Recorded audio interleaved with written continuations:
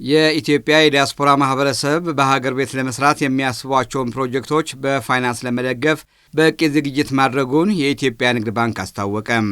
የኢትዮጵያ ንግድ ባንክ ከፍተኛ የሥራ ኃላፊዎች ከኢትዮ አሜሪካ ንግድ ምክር ቤት ተወካዮች ጋርም ተወያይተዋል።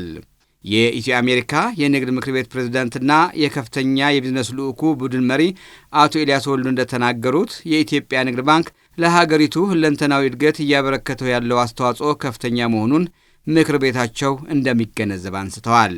የኢትዮ አሜሪካ የንግድ ምክር ቤት የውጭ ኢንቨስትመንት ወደ ሀገር ቤት በመሳብ የኢትዮጵያ ኢኮኖሚ ለማሳደግ ከፍተኛ ስራ እየሰራ ነው ያሉት አቶ ኤልያስ ይህንን ዓላማ ከግብ ለማድረስ ከኢትዮጵያ ንግድ ባንክ ጋር በጋራ መስራት ወሳኝ መሆኑን አንስተዋል።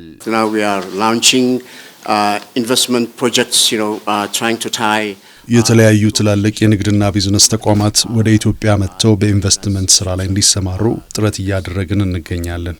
የኢትዮጵያ ንግድ ባንክ ደግሞ በሀገሪቱ ኢኮኖሚ ላይ ከፍተኛ ሚና እየተጫወተ የሚገኝ ግዙፍ ባንክ መሆኑን እናውቃለን። በመሆኑም ከባንኩ ጋር በቅርበት መስራት ምርጫችን ነው።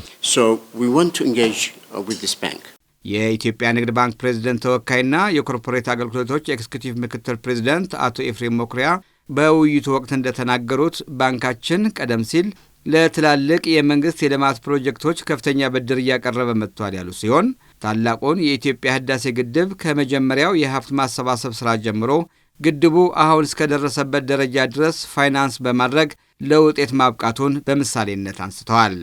የባንካችን የፋይናንስ አቅርቦት ከመንግስት ፕሮጀክቶች ወደ ግል ሴክተሩ ዙረዋል ያሉት አቶ ኤፍሬም የዳያስፖራ ማህበረሰብ አባላት በኢትዮጵያ ለሚያቋቁሙት ከትናንሽ እስከ ትላልቅ ፕሮጀክቶች የኢትዮጵያ ንግድ ባንክ ፋይናንስ ለማቅረብ ዝግጁ መሆኑንም አብራርተዋል። የተለያዩ የፋይናንስ ማዕቀፎች አሉን። ለትናንሽና መካከለኛ ቢዝነሶች ብቻ ሳይሆን ለትላልቅ ፕሮጀክቶችም ጭምር የማበደር አቅም አለን። የዲያስፖራ ማህበረሰቡ በኢትዮጵያ ኢንቨስትመንት ስራ ላይ መሳተፍ የሚፈልግ ከሆነ የኢትዮጵያ ንግድ ባንክ እነሱን ለማገዝ ሁሌም ዝግጁ ነው። አስፈላጊውን ሁሉ የፕሮጀክት ፋይናንስ ለማቅረብም ዝግጁ ነን።